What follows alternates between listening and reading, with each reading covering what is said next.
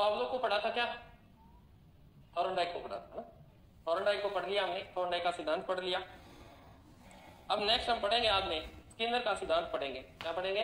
Skinner का सिद्धांत पढ़ने जा रहे हैं। स्किनर के सिद्धांत का क्या नाम है? क्रिया प्रस्तुत अनुबंधन का सिद्धांत। क्या नाम है बेटा? क्रिया प्रस्तुत अनुबंधन का सिद्धांत। अनुबंधन का सिद्धांत।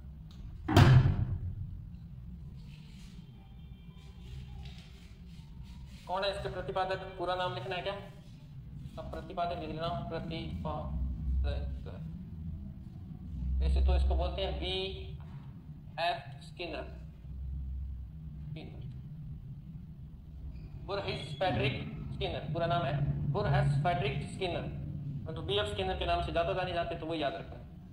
इन्होंने जो सिद्धांत दिया है उसमें आप सबसे पहले ये देखें क्या शब्द दिया है। इन्होंने क्रिया शब्द दिया है और क्रिया को हम क्या बोल देते हैं? रिस्पॉन्स। ये बोलते हैं। प्रसूत का मतलब होता है उद्दीपक। तो कौन सी थ्योरी होगी? RS theory. जो पीछे हम थॉर्नडाइक की थ्योरी पढ़ रहे थे, उन्होंने पहले उद्दीपक दिया था, बाद में अनुक्रिया करवाई। परंतु यहां देखें, ये कह रहे हैं कि पहले अनुक्रिया होती है, उसके बाद में उद्दीपक की प्राप्ति होती है। और ये आज का नियम नहीं है, ये सदियों से चला आ रहा है ऐसा। हम किसी कार्य को करते हैं ना, तब कार्य को करते समय ये नहीं कार्य को करते जाते हैं, रिजल्ट की चिंता बाद में करते हैं। गीता में भी लिखा है कर्म किएगा फल की चिंता मत कर। ये सिद्धांत उसी पर फॉलो करता है। यानी इसमें आपको ये नहीं बताया जाता कि ये कार्य करने के बाद आपको ये उद्दीपक मिलेगा, ये चीज मिलेगी, परंतु आपको अनुमान होता है। तो यानी अगर बात करें तो इसमें ध्यान रखना, क्रिया करने के पश्चात बिना जानकारी के जो उद्दीपक प्राप्त होता है वो क्या कहलाएगा? क्रिया प्रसूत अनुबंधन का सिद्धांत कहलाएगा। और ऐसा हम सभी करते हैं। जैसे किसान है, किसान फसल को बोता है, पहले क्या की उसने? अनुक्रिया।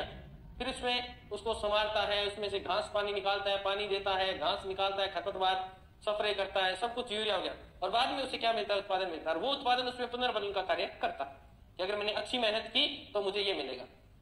अब आप मेहनत करते जा रहे हैं और आपको मेहनत के बाद रिजल्ट नहीं मिले, तो फिर आपका जो मनोबल होता है, जो पुनर्बलन आपको नहीं मिलता है, तो आपके कार्य करने की गति क्या होती है? छोड़ देती है। अगर कार्य करने के बाद आपको पॉजिटिव यानी पुनर्बलन मिलता है तो आप उस कार्य को दोबारा करेंगे। अगर पुनर्बलन नहीं मिलता है तो आप उस कार्य को छोड़ देंगे। ये बात सिद्ध की थी किसने? स्किनर ने। कब की थी? तो ध्यान रखिए, इसने दो प्रयोग किए थे, 1938 और 1943 में दो प्रयोग किए हैं। तो क्रिया प्रसूत अनुबंधन सिद्धांत बी एफ स्किनर, इसके आगे आरएस थ्योरी, इसके उपनाम लिख लो, ठीक है? आरएस थ्योरी नैमित्तिक अनुबंधन। ये नीति का ये नियम है कि पहले क्या करो? आप अनुक्रिया करो, अनुबंधन, नैमित्तिक अनुबंधन, ठीक है? या नैमित्तिक सिद्धांत भी बोल सकते हैं आप इसे, ठीक है ना? नैमित्तिक अनुबंधन सिद्धांत, आरएस थ्योरी हो गई, ठीक है? फिर आपको सबसे पहले प्रेरणास्पद अनुभव का सिद्धांत, प्रेरणास्पद अनुभव का सिद्धांत, प्रेरणास्पद अनुभव का सिद्धांत। इसकी बात करें और अन्य नामों की, तो क्रियात्मक, क्रिया शब्द पहले आ रहा है ना, तो क्रियात्मक बोल देगा, एक ही बात है। मैंने पीछे भी ये लिखवाया आपको, क्रियात्मक प्रतिबद्धता का सिद्धांत, प्रतिबद्धता का सिद्धांत, ठीक है? फिर अगर बात करें और की, तो इसका अन्य नाम हो सकता है सक्रिय अनुबंधन का सिद्धांत, अनुबंधन का सिद्धांत। ये इसके अन्य नाम है जो पेपरों में आपको देखने को मिलेंगे। कौन कौन से हो गए? आरएस थ्योरी, नैमित्तिक अनुबंधन, प्रेरणास्पद अनुभव का सिद्धांत, क्रियात्मक प्रतिबद्धता का सिद्धांत, सक्रिय अनुबंधन का सिद्धांत। फिर एक रह गया आपका साधनात्मक, साधनात्मक अनुबंधन का सिद्धांत, अनुबंधन का सिद्धांत का सिद्धांत। ये इसके अन्य नाम है। आपको एक चीज मैं साइको में बता देता हूं, अगर आप कई बार उलझ जाते हो तो आपको स्किनर जैसे नाम आएगा, इसमें एक शब्द आ रहा है, इसको पकड़ लो बेटा, शब्द आपका प्रश्न सही हो जाएगा। ये देखो क्या शब्द आ रहा है? क और रे, यानी कर का मतलब हो गया क्रिया, है ना? जहां क्रिया शब्द आपको दिखाई देना, सोच लीजिएगा 90% आपका उत्तर अपने आप ही सही हो जाएगा, वो स्किनर का होगा। जैसे क्रिया प्रसूत अनुबंधन सिद्धांत किसका है? स्किनर का, ठीक है? यहाँ देखो क्रियात्मक प्रतिबद्धता का सिद्धांत किसका है? स्किनर का, ठीक है? और यहाँ देखो ये रहा सक्रिय ठीक है। तो यानी जहां क्रिया शब्द दिखाई दे आपको तो मान लीजिएगा वो सिद्धांत किसका है, वो स्किनर का ही सिद्धांत है। आपका 90% सही हो जाएगा, 10% रेयर चांस है आपको ऐसा करने में। कोई परिभाषा भी आएगी ना तो उसमें क्रिया या कार्य शब्द जरूर आपको देखने को मिलेगा। स्किनर की परिभाषा में ये चीज आपको देखने को मिलेगी। तो आप थोड़ा सा वैसे ही ट्रिक से बता रहा हूँ, याद कर सकते हैं आप इसकी परिभाषाओं वगैरह को, ठीक है ना। अब अगर बात करें ये सिद्धांत चलता कैसे है गुरु जी, ये सिद्धांत चलता है सूत्र पे, वो सूत्र आपको याद करना है, रटना है, कैसे भी रटिए इसको सूत्र। तो ये कहते हैं कि सबसे पहले अनुक्रिया होगी बालक की जानकारी के बिना। आप पढ़ते हो ना, आप पढ़ते हो, क्या आपको पता है कि आपको पुनर्वनन मिलेगा कि नहीं मिलेगा, परंतु आदमी कर्म करता है। तो सबसे पहले अनुक्रिया, अनुक्रिया के बाद में आपको मिलेगा पुनर्वनन, पुनर्वनन, फिर पुनर्वनन के बाद में आपको मिलेगा पुनरावृत्ति। उस कार्य को आप अगर आपका पॉजिटिव आया, आपको कार्य में सफलता मिली, तो आप उस कार्य को क्या करेंगे दोबारा। फिर क्या होगा, फिर आपका वो पुनरावृत्ति साधन में बदल जाएगी, आप उस कार्य में सिद्धि हासिल कर लेंगे, आप उस कार्य में पूरे जानकार हो जाएंगे, ठीक है। और आपका उस क्रिया से क्या हो जाएगा, अनुबंध हो जाएगा। ये सूत्र है इसका, याद कर लीजिएगा। सबसे पहली क्रिया अनुक्रिया, 2 पे पुनर्वनन, 3 पे पुनरावृत्ति, 4 पे साधन और 5 पे अनुबंध। इस सिद्धांत की मुख्य बातें ये है, सिद्धांत भी करवा दूंगा मैं आपको क्या है, परंतु जो पेपर में पूछने योग्य प्रश्न है तो देखो। सबसे पहले आपको अनुक्रिया, जैसे किसान खेत को जोतता है, फसल अच्छी होती है, उगती है, तो पुनर्वनन का काम करती है। अगली बार वो फसल में जो कमी थी अब की बार नहीं रखेगा, पुनरावृत्ति करेगा। और अगर उसको वो फॉर्मूला हाथ लग गया, फसल ज्यादा कैसे होती है मेहनत करने से, तो वो उसके लिए साधन बन जाएगा और उसका उस फसल के साथ क्या हो जाएगा, अनुबंधन हो जाएगा। ओके, आपने उतार लिया होगा। हमने पढ़ा क्रिया प्रसूत अनुबंधन का सिद्धांत किसका है ना, वो है फ्रेडरिक स्किनर का है। फिर इसके नाम पढ़े हमने आरएस थ्योरी, थॉर्नडाइक ने दी थी एसआर थ्योरी। एसआर थ्योरी को स्किनर ने चेंज कर दिया, उल्टा कर दिया। वो प्रसूत को पहले ले रहे थे थॉर्नडाइक, इसने बाद में लिया। ये कहता है कि प्रसूत का पता नहीं होगा तो भी बालक क्रिया करेगा, ये बात इन्होंने कही। इस बात को सिद्ध करने के लिए चूहे और कबूतर पर प्रयोग किया है। क्या प्रयोग किया है अभी देख लेते हैं। ओके, तो इन्होंने 1938 में चूहों पर और 1943 में कबूतर पर प्रयोग किया,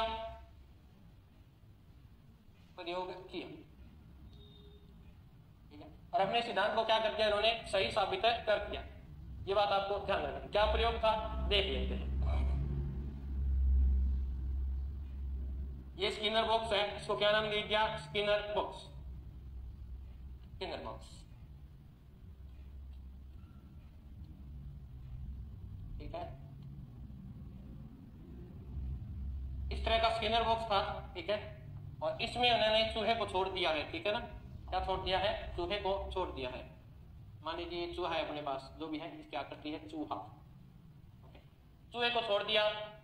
अब जैसे चूहे को छोड़ा, चूहे को कोई उद्दीपक नहीं दिखाया। जैसे उन्होंने तो बाहर क्या दिखाया था, यहाँ पे यहाँ भोजन दिखाया तो बिल्ली ने उछल कूद प्रारंभ की, परंतु उन्होंने कोई उद्दीपक नहीं दिखाया। जैसे चूहे को छोड़ा, चूहे ने भागना प्रारंभ कर दिया। चूहा क्या कर रहा है, अनुक्रिया कर रहा है। क्या उसे पता है कि उसे भोजन मिलेगा, नहीं, चूहे ने भागना प्रारंभ कर दिया। अब स्किनर बॉक्स की क्या खास बात थी वो देख लेते हैं। बिल्कुल थॉर्नडाइक जैसा ही इन्होंने बनाया था, ठीक है। अब यहां पर एक कटोरी लगाई है इन्होंने स्किनर बॉक्स के अंदर, और इसका संबंध एक लीवर से कर दिया। ये लीजिए लीवर लगा दिया हमने, ये लिख देते हैं लीवर। ये लीवर दबेगा तो ऊपर जो था यहां से एक दाना आकर इस कटोरी में गिरेगा। ये सिस्टम है। भागते भागते अनुक्रिया कर रहा है, उसे कोई उद्दीपक का पता नहीं है चूहे को, और भागते भागते चूहे का पैर उस लीवर पे गिरा और लीवर दबा, दबते ऊपर से आटे की गोलियां कर लो या भोजन कर लो, वो आकर इस कटोरी में गिरा। चूहे ने उस भोजन को ग्रहण किया, उस भोजन ने पुनर्वनन का कार्य किया।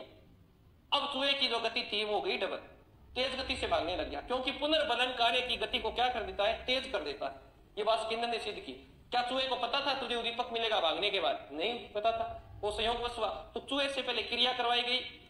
अब ऐसा उसने बहुत बार किया। अब अगर रिजल्ट मान लीजिए पॉजिटिव आ रहा है तो चूहा क्रिया में क्या दिखाएगा, उत्सुकता दिखाएगा।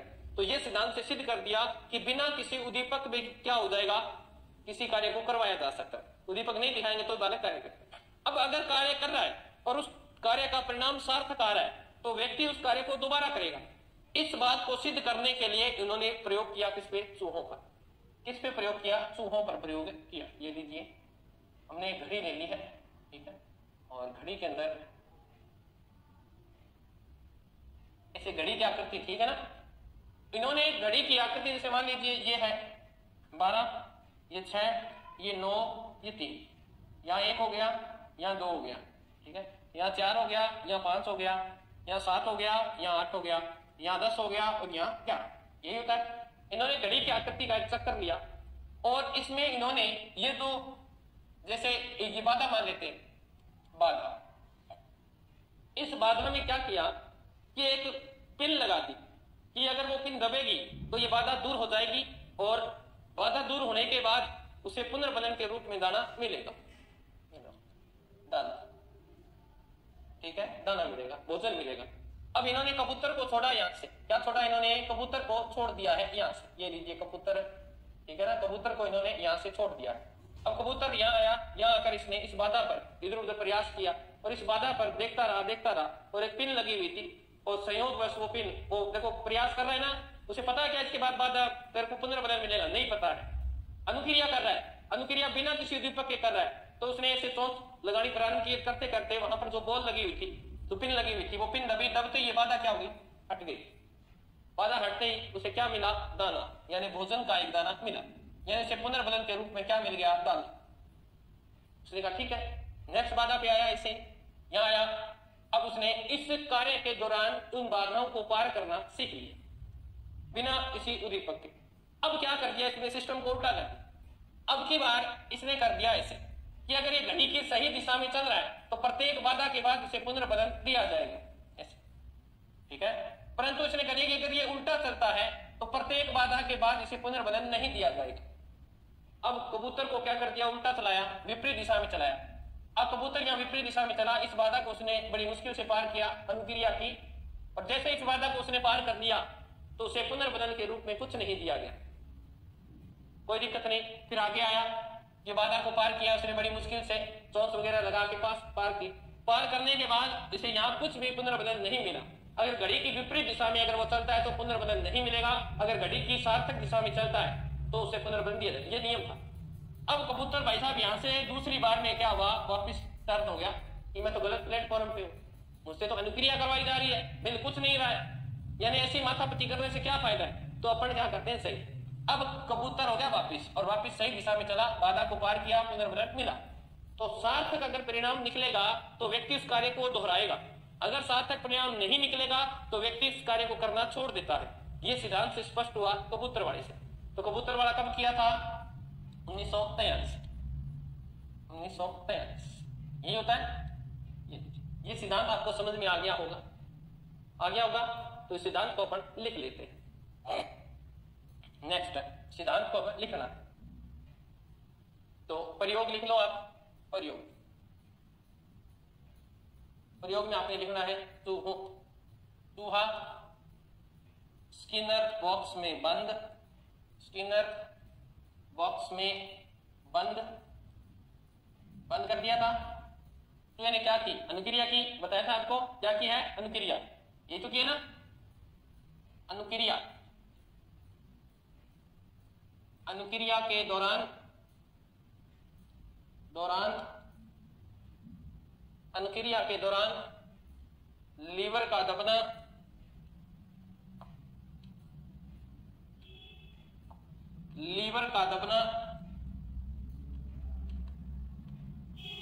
और उद्दीपक स्टिमुलस जिसे बोलते हैं यहां पर सूत प्राप्त होना। और ये जो प्राप्त हो रहा है ये क्या है? इसमें पुनर्बलन है। सीधा है, फॉर्मूला आपको समझा दिया है, आपको लिखना सिर्फ इतना ही है, ठीक है ना। उद्दीपक या प्रोत्साहन या प्रसूत यानी प्राप्त होना यानी पुनर्बलन, भोजन का मिलना। तो यहाँ भोजन हो जाएगा, उद्दीपक के रूप में क्या मिल रहा है? उसे भोजन मिल रहा है। ओके, पहला सिद्धांत लिखवा दिया है। ओके, पहला। 2 नंबर, ठीक है, कबूतर, ठीक है। कबूतर कहाँ है? बॉक्स। कबूतर का बॉक्स, ठीक है, बॉक्स के अंदर बंद है ना, बॉक्स में चाबी, वो पिन जो मैं बता रहा था दबती है, वो बॉक्स में क्या है? चाबी। ओके, फिर क्या कर रहा है, कबूतर कर रहा है चोंच से प्रहार, चोंच से प्रहार, ये क्या कहलाएगी, अनुक्रिया, ये क्या कहलाएगी, अनुक्रिया, सॉरी अनुक्रिया नहीं, क्रिया, अनुक्रिया तो किसी के प्रेजेंट है, ये क्या कर रहा है, वो क्रिया कर रहा है, ये क्या कर रहा है, वो क्रिया कर रहा है, चोंच से प्रहार कर रहा है, और उसके बाद में उसे क्या मिलता है, दाना मिलना, दाना मिलना, ये क्या कहलाएगा, पुनर्बलन, दिख रहा है ना, पुनर्बलन, ठीक है। दूसरा इसी में कबूतर का घड़ी की दिशा में, घड़ी की दिशा के अनुकूल, अनुकूल चलने पर, चलने पर भोजन की प्राप्ति, भोजन मिलता है, विपरीत, घड़ी के विपरीत दिशा में चलने पर, चलने पर भोजन का न मिलना, ये सिद्धांत आपको करवा दिए हैं, समझ लीजिएगा इनको, और ये मैं आपको लिखवा रहा हूं इनके, ये लिख लीजिए, दिख रहा है ना, ठीक है, लिख लो बेटा इसको, फिर मैं लिखवाता हूं सिद्धांत का अर्थ, सिद्धांत का अर्थ लिखवाता हूं, सिद्धांत का अर्थ लिखवाता हूं मैं, लिख लीजिए, उतार लिया होगा आप सभी ने।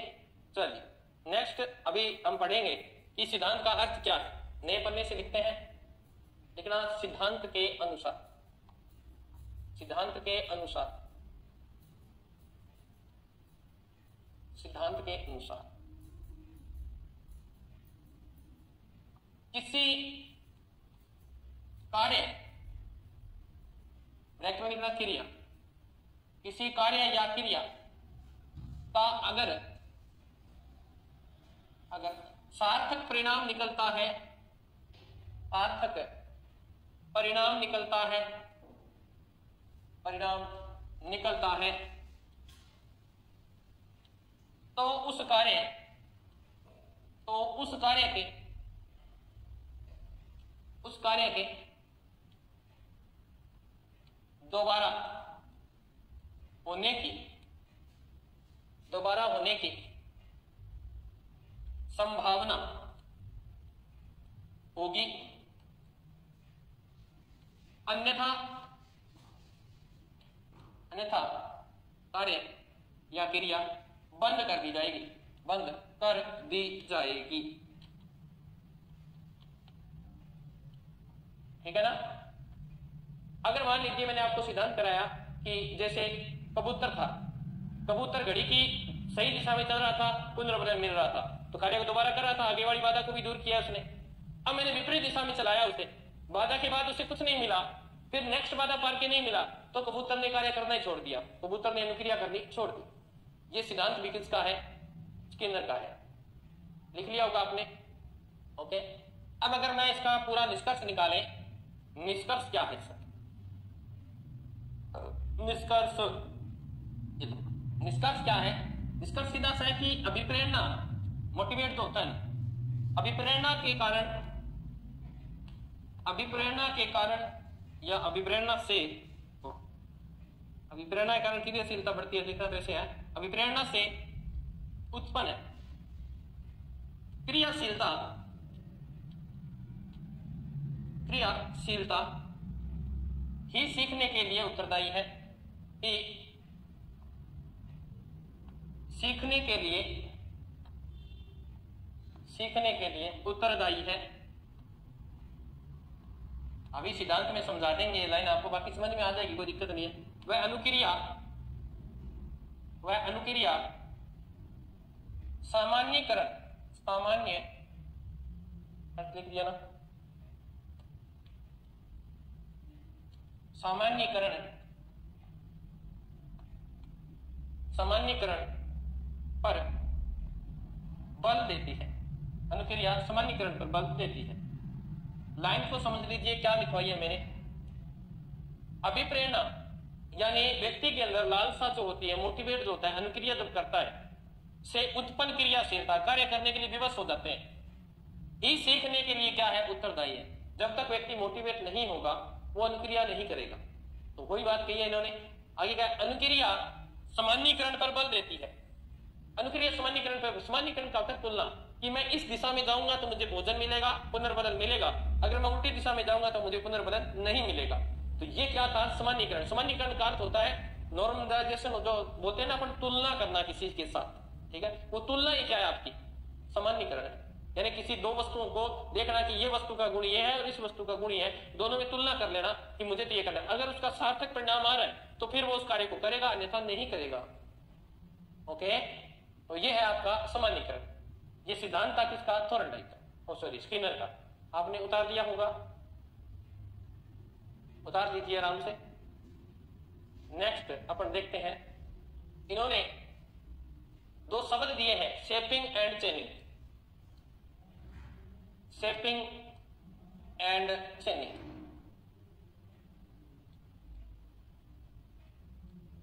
दोनों शब्दों का अगर अर्थ देखें, दोनों शब्दों का अर्थ ही काम क्या है, व्यवहार देना या व्यवहार को बनाना। क्या है, व्यवहार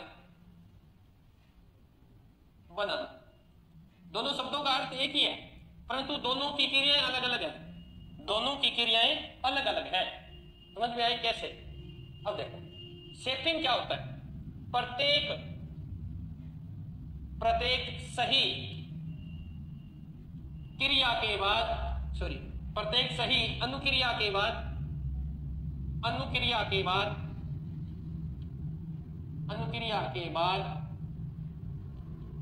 पुनर्बलन देना। ये तो क्या है, यानी वो कोई भी काम कर रहा है, सही काम कर रहा है, जैसे उसको प्रश्न याद करने दिए हमने, वो कोई भी प्रश्न याद करके ले आया, उस प्रत्येक प्रश्न के बाद हमने क्या कर दिया, उसको पुनर्बलन दे दिया। ये तो कहलाएगी आपकी शेपिंग। समझ गए? जैसा आप चाह रहे, यानी प्रत्येक कार्य के बाद उसे आप पुनर्बलन दे रहे हैं, वो तो है आपकी शेपिंग। चेनिंग क्या होता है, ये लिख देता हूं यहां। जैसा आप बालक से चाहते हैं, ये होता है अंतिम अनुक्रिया, अंतिम वांछित। फर्क थोड़ा सा ये इनमें, वांछित अनुक्रिया पर पुनर्बलन देना। लिख लेना इसको, पुनर्बलन देना क्या कहलाएगा, चेनिंग कहलाएगा। चेनिंग कहलाएगा। समझा देते हैं, जैसे विद्यालय में डेली उससे प्रश्न पूछे जाते हैं, प्रत्येक अध्यापक उससे प्रश्न पूछता है, ठीक है। प्रत्येक अध्यापक प्रश्न पूछ रहा है तो सभी उसे क्या देंगे, शेपिंग। क्या देंगे, शेपिंग। परंतु परीक्षा अध्यापक ये चाहता है कि कक्षा में टॉप करे, राजस्थान का टॉपर हो, उसकी अंतिम वांछित अनुक्रिया है, वो क्या कहलाएगी, वो आपकी चेनिंग कहलाएगी। ये अंतिम, वो क्या है, राजस्थान में टॉप किया उसने, स्कूल में टॉप किया, ये उसका क्या है, ये आपकी चेनिंग है। और डेली जो पेपर में टॉप करता है, ये आपकी क्या है, शेपिंग है। इससे देख सकते हैं, उदाहरण से समझ सकते हैं। शेपिंग और चेनिंग दोनों का अर्थ ही व्यवहार बनाना है। जब ये दिए जाते हैं, चेनिंग और दी जाती है, शेपिंग दी जाती है, तो बालक में पुनर्बलन बढ़ता है और बालक की कार्य करने की गति बढ़ जाती है। बालक डेली याद करके लाएगा। अब तो डेली दिया जाता है, जैसे प्रत्येक आपने टेस्ट लिया, टेस्ट में उसके बढ़िया अंक आ रहे हैं, तो प्रत्येक अध्यापक उसे क्या देता है, शाबाशी, पुनर्बलन। वो क्या कहलाएगी, वो शेपिंग कहलाएगी। ऐसे याद कर लो, सेव जो होती है ना, वो डेली करनी पड़ती है, ऐसे याद कर लो इसको। यानी डेली जो दिया जाता है, प्रत्येक कार्य पर जो पुनर्बलन दिया जाएगा, वो शेपिंग है। और अंतिम वांछित, जैसा आप चाहते थे कि इसके 90% बने, 95 बने, राजस्थान टॉप करे, बोर्ड का टॉपर हो, जब वो आपको ये कार्य कर देता है, जब आप उसे जो पुनर्बलन देते हो अंतिम में, वो आपका क्या कहलाएगा, वो ध्यान रखना, वो आपका चेनिंग कहलाएगा। इतना सा फर्क है दोनों में, कितना फर्क है ध्यान रखना। दोनों ही पुनर्बलन का काम करते हैं। ओके, लिख लोगे, आराम से लिख लीजिए। और ऐसा करने से बालक में प्रोत्साहन बढ़ता है। जैसे ऐसे बालकों को हम प्रोत्साहन देते हैं ना, ये दोनों क्रिया करके क्या दे रहे हो आप, प्रोत्साहन दे रहे हो, तो बालक ये प्रोत्साहन जो है ना, छोटे छोटे जो पुनर्बलन, ये प्रोत्साहन का काम करेंगे, बालक में पढ़ने की भावना और सीखने की भावना, अधिगम की भावना बहुत बढ़ जाती है। तो ये बात आपको ध्यान रखनी है। ओके, चल उतार लिया होगा। शेपिंग एंड चेनिंग का अर्थ है व्यवहार बनाना। ये शेपिंग की परिभाषा लिखवा दी है मैंने। शेपिंग लिख लेना, प्रत्येक सही अनुक्रिया पर पुनर्बलन देना, और ये मैंने चेनिंग की लिखवा दिया है, चेनिंग अंतिम वांछित अनुक्रिया पर पुनर्बलन देना। चलिए हो गया, ठीक है। हम क्या कर सकते हैं, ऐसे प्रोत्साहन देने से बालक में आत्मविश्वास बढ़ता है। ऐसे चेनिंग और सेटिंग करते हैं ना, तो ऐसा करने से बालक में खुद में आत्मविश्वास बढ़ता है और वो ये सोचता है कि मैं हर कार्य को कर सकता हूं, और जब उसमें ये कार्य आएगा तो प्रत्येक बाधा का निवारण कर लेगा। ठीक है, तो ध्यान रखना, ये जो सिद्धांत मैंने आपको करवाया था स्किनर वाला, ये निदानात्मक और उपचारात्मक अधिगम में बहुत सहायता करता है। निदानात्मक का अर्थ होता है समस्या का पता लगाना, और समस्या का पता लगाने के बाद समस्या का हल कर देना उपचारात्मक कहलाता है। तो इसमें अनुक्रिया की जाती है, बालक की पूरा एनालाइज किया जाता है, बालक की एक्टिविटीज कैसी हैं, कैसे क्या काम करता है, घर पे कैसे रहता है, पूरी अनुक्रियाओं को जाना हमने, फिर उससे हमने जाना कि इसकी ये कमी है, फिर उसको उपचार कर दिया। तो ये इसी सिद्धांत पर क्या है, आधारित है। ठीक है ना, तो बालक का जो व्यवहार होता है उस व्यवहार में परिवर्तन भी किया जा सकता है इस सिद्धांत के द्वारा। ओके, अब हम देखते हैं स्किनर ने एक नाम दिया था अभिकर्मित अनुदेशन। अभिकर्मित अनुदेशन क्या होता है? अभिकर्मित अनुदेशन, अनुदेशन तो होता है आप निर्देश देते हो ना, वो अनुदेशन, ये कर ले, ये कर ले, ये नहीं करना है, ये करना है, वो क्या कहलाता है? अनुदेशन कहलाता है। और कौन सा अनुदेशन? अभिकर्मित अनुदेशन। अभिकर्मित, कर्म का मतलब सीरीज से, यानी स्किनर ने एक ऐसा पाठ्यक्रम बनाया जिसमें अध्यापक की आवश्यकता ही नहीं थी। उन्होंने ऐसा पाठ्यक्रम तैयार कर दिया जिसमें अध्यापक की आवश्यकता ही नहीं, और उस पाठ्यक्रम को नाम दे दिया अभिकर्मित अनुदेशन। ठीक है, तो ध्यान रखना, इसके प्रतिपादक स्किनर है, तो इसमें लिखना है तो लिखना, इसमें कोई भी शिक्षक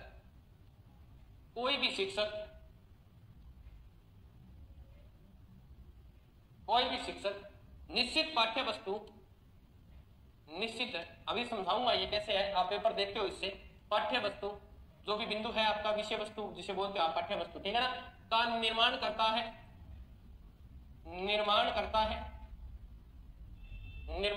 है और बालक बिना शिक्षक की सहायता के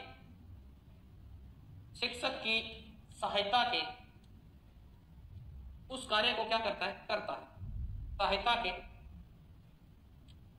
अपनी गति से अधिगम करता है। ठीक है, और ये किस पे आधारित होता है? यह है पुनर्बलन पर आधारित है। कैसे? अभी देखो, पुनर्बलन पर आधारित है।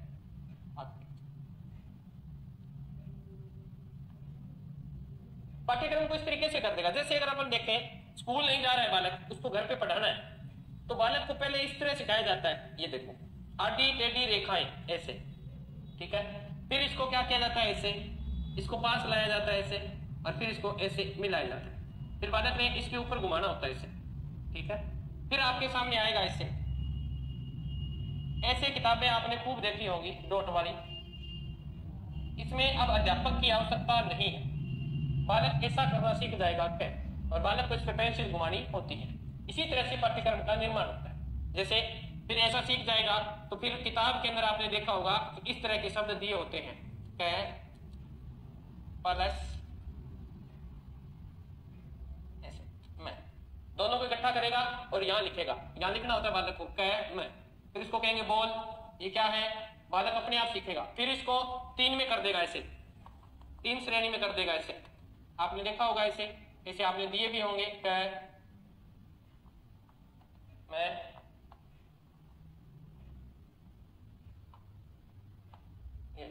कमल, बालक को कहा जाता है तीनों को इकट्ठा लिखो, बालक लिखेगा क मैं, बोलेगा कमल।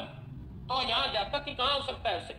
तो ऐसा पाठ्यक्रम तैयार कर दिया जाता है, ऐसी विषय वस्तु को तैयार कर दिया जाता है जो स्टेप बाय स्टेप होती है।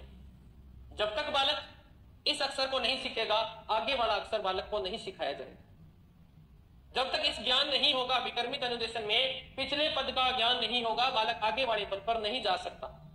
ठीक है, तो ये कौन सा सिद्धांत कहलाता है, कौन सा अनुदेशन है? ये अभिकर्मित अनुदेशन कहलाता है। ओके, अब अभिकर्मित अनुदेशन कितने प्रकार का है तो देख लेते हैं। सबसे पहले स्किनर ने जो दिया था वो दिया था नंबर 1 लगाना है आपको, बाह्य अभिकर्मित अनुदेशन। अभिकर्मित अनुदेशन इसी को बोलते हैं अनुदेशन, इसी को बोलते हैं रेखीय अभिकर्मित अनुदेशन। अभिकर्मित अनुदेशन अनुदेशन, ठीक है। इसके प्रवर्तक कौन है तो प्रवर्तक स्किनर है, आपको बता दिया। याद करना है कैसे करना है वो बताऊंगा मैं, स्किनर, ठीक है ना। कब दिया था 1954 में दिया। इसको ऐसे याद कर सकते हो, इसका प्रतिपादक ही पूछता है लगभग, तो इसे याद कर लो। रेखा जो होती है वो किस पे नहीं गिरनी चाहिए, स्किन पे। रेखा कहां नहीं आनी चाहिए, स्किन पे नहीं आनी चाहिए। ऐसे जो या अपने पढ़ते हैं ना, बल पढ़ते हैं ये, तो स्किन पे क्या नहीं आनी चाहिए, रेखा नहीं आनी चाहिए। रेखा कहां आएगी, बाहरी तो आएगी, शरीर से बाहर आएगी, तो ये नहीं आनी चाहिए। इसकी ट्रिक से याद रख सकते हो। रेखा कहां नहीं आनी चाहिए, स्किन पे नहीं आनी चाहिए। स्किन से स्किनर याद है, ये रह जाएगा, ठीक है। तो इस सिद्धांत में क्या है, इस सिद्धांत में बालक जब तक पीछे वाला पद नहीं सीखेगा तब तक आगे वाले पद पे नहीं जाएगा। पहली बात तो यह, इसमें बालक पूर्व ज्ञान के आधार पर नए ज्ञान का निर्माण करेगा। पूर्व ज्ञान से नए ज्ञान की ओर और बढ़ते हुए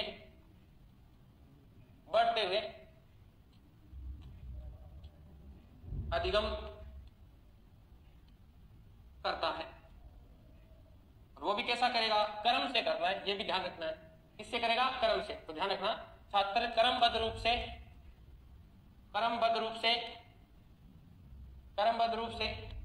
क्रमबद्ध चलता हुआ जब तक सीख नहीं लेता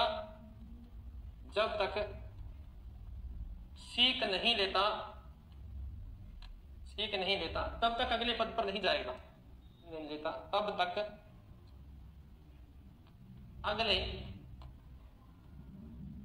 अगले पद के दो से सोपान पर नहीं जाएगा। ये बात आपको मैंने सिखाई थी, अभी नहीं जाएगा।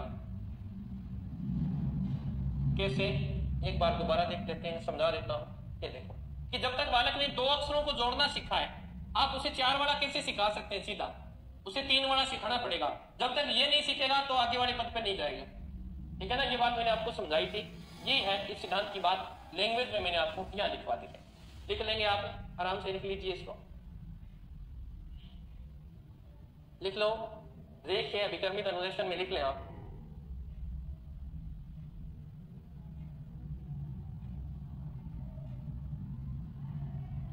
ठीक है, नंबर 2 वो था। नंबर 2 लिखें, साखी अभिकर्मित अनुदेशन। अभिकर्मित अनुदेशन, साक्ष्य को हम कह सकते हैं वो बाह्य था, तो ये क्या है, आंतरिक है। तो हम नाम दे देंगे आंतरिक अभिकर्मित अनुदेशन। ठीक है, कब दिया, ये भी 54 में दिया। प्रतिपादक कौन है अभी बता देते हैं। प्रतिपादक अभी एक उदाहरण दूंगा, सब क्लियर हो जाएंगी चीजें, ठीक है ना। इसको याद करने का तरीका देखो, क्राउडर नॉर्मल किसने दिया है, क्राउडर नॉर्मल। ये लीजिए, अपन एक साथ में तो सिद्धांत हो जाएगा अपना, साथ में इसका प्रतिपादक याद कर लेंगे। ये लीजिए, ये हमने इसकी शाखाएं बना दी हैं, ठीक है ना। पेड़ की क्या है, शाखाएं। ये हमने इसकी जड़ें बना दी हैं। ओके, ये हमने एक पेड़ बनाया है, ठीक है ना। ये हमने क्या बना दिया, एक पेड़ बना दिया है।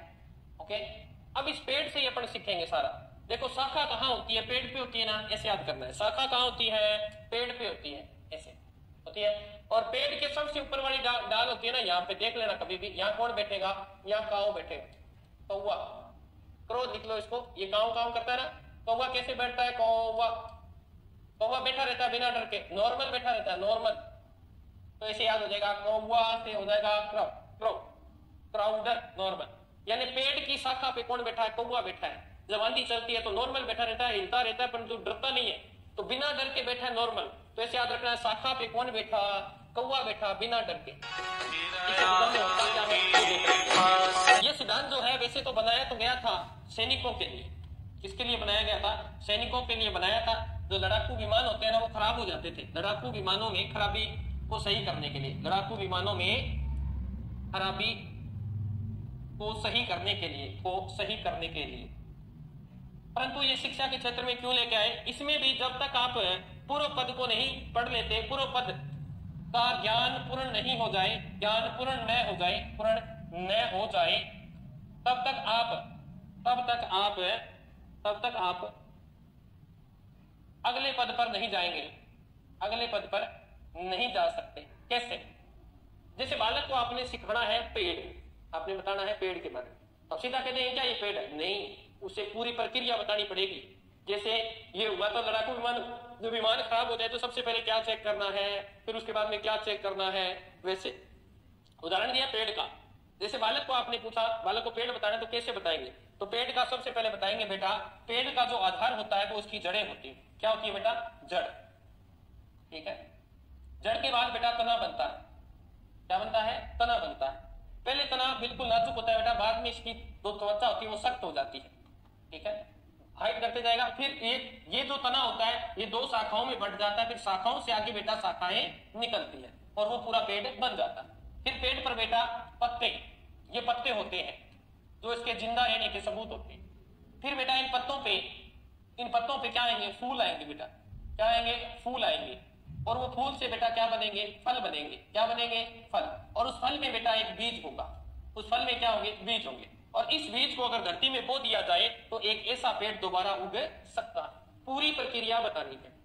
अगर आपने उसे बता दिया जड़ होती है, ये बेटा ऊपर शाखा होती है, तो वो पूछ लेगा कि जड़ और शाखा एक दूसरे से जुड़े होते हैं। किससे जुड़े होते हैं? यानी जो भी चीज सिखानी है उसे डिटेल से सिखानी है। और जब तक आप उसे पूर्ण रूप से नहीं सिखा देंगे तब तक आप आगे वाले पद पर नहीं जा सकते। उसे पूर्ण जानकारी होनी चाहिए ये कौन सा सिद्धांत है, साथ है अभिकर्मित अनुदेशन है। आज के लिए इतना ही, मिलते हैं कल। स्वस्थ रहें, मस्त रहें। ठीक है। जय राजस्थान, जय भारत।